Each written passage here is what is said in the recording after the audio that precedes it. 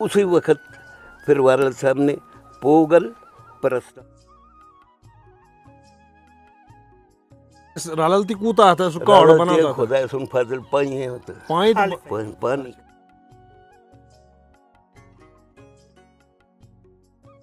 वारल साहब उसको तैयार करता था। अब इलेक्शन के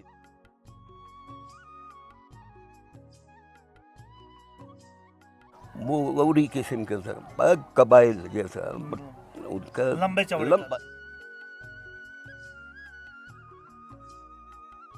परस्तान कैसे नाम पड़ा? हाँ। वारल साहब ने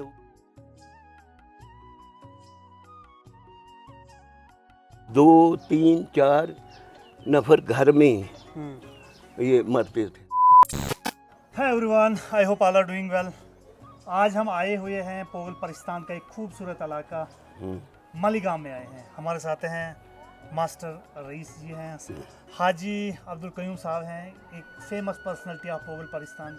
पूछेंगे पोगल परिस्तान की हिस्ट्री, नाम कैसे पड़ा।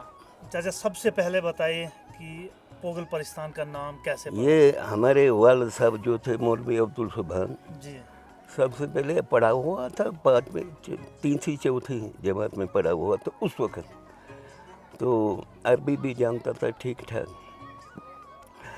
और ऐसे सियासत में भी उनका आने जाना था। महाराजा हरि सिंह के वक्त में, महाराजा हरि सिंह के वक्त में पता नहीं जम्मू की दिल्ली गया वालिद साहब मुलाकात के लिए, उसके मिलने के लिए। तो वहाँ जिस वक्त वालिद साहब ने वो महाराजा हरि सिंह जी ने हाल उनका पूछा कि कहाँ रहते हो, किस जगह रहते हो, क्या। वालिद साहब ने कहा हम पोगल में रहते हैं, पोगल परस्तान। अच्छा, उस दौर में भी पोगल परिस्तान नाम था। वो वालिद साहब के बदौलत।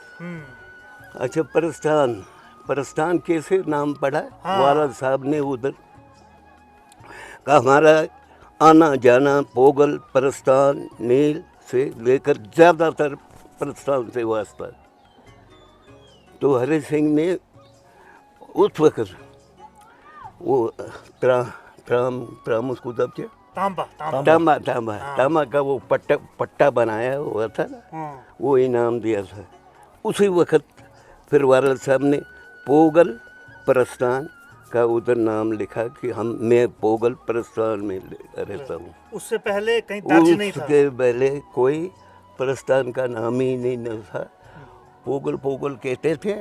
वैसे परस्तान इस पोगल से बाद में ही बना।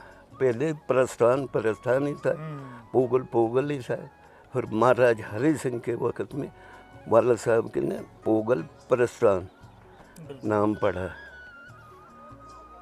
तो वालिद साहब को फिर महाराज हरि सिंह ने वो तांबा का वो पट्टा बनाया हुआ था ना, वो इनाम दिया था उस वक्त। देखिए दिलशाद साहब, मैं आपसे अर्ज़ करूं कि यहाँ जो तारीखी एक पस मंज़र में अगर हम जाए तो यहाँ की बहुत बड़ी और शख्सियात मौलवी अब्दुल सुभान साहब रहे, मौलवी अब्दुल रहीम बाली साहब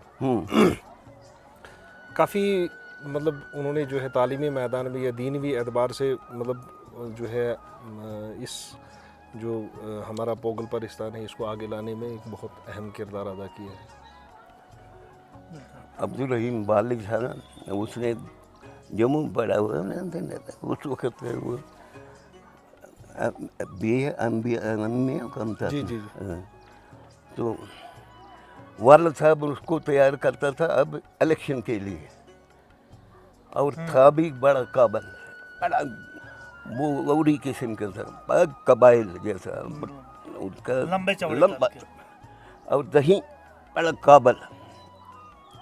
वो उन वक्तों में फिर बीमारी कुछ ऐसी बढ़ी कि सब बीमार हो जाते थे घर में, सब। डॉक्टरों का कोई नाम ही नहीं था, कोई डॉक्टर नहीं। फिर हकीम वालिद साहब जिस वक्त बीमार हुए तो यहाँ का वो हम गर्म पानी करते ना, उसको कोड़े काढ़ो गरम पानी को रला नोस्ते साइन। वो मेन कर तो उसका वो गर्म करते थे छपा छपा कर ना फाइतेस रालती कूता आता सुका और बना होता खुदा सुन फजल पानी है होता पानी पानी खालस पानी उसको गर्म करते थे हाँ। और वो मशीन उसको नापते थे, नाप कर तो पता नहीं तीसरा हिस्सा उसका कम कर लेते थे पानी में, मतलब गर्म करके। गर्म करके वही पीते थे। उसी से फिर वो ठीक।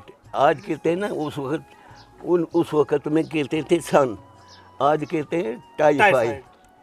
वो टाइफाइड उन वक्तों में थे।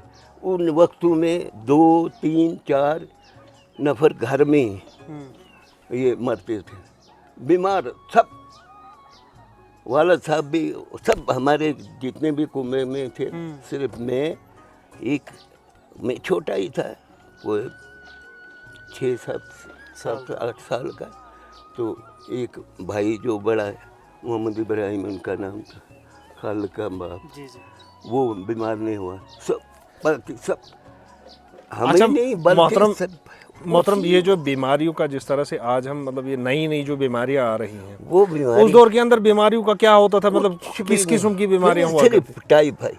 टाइफाइड। उस वक़्त हमारे ज़माने में कहते सन। अच्छा अच्छा।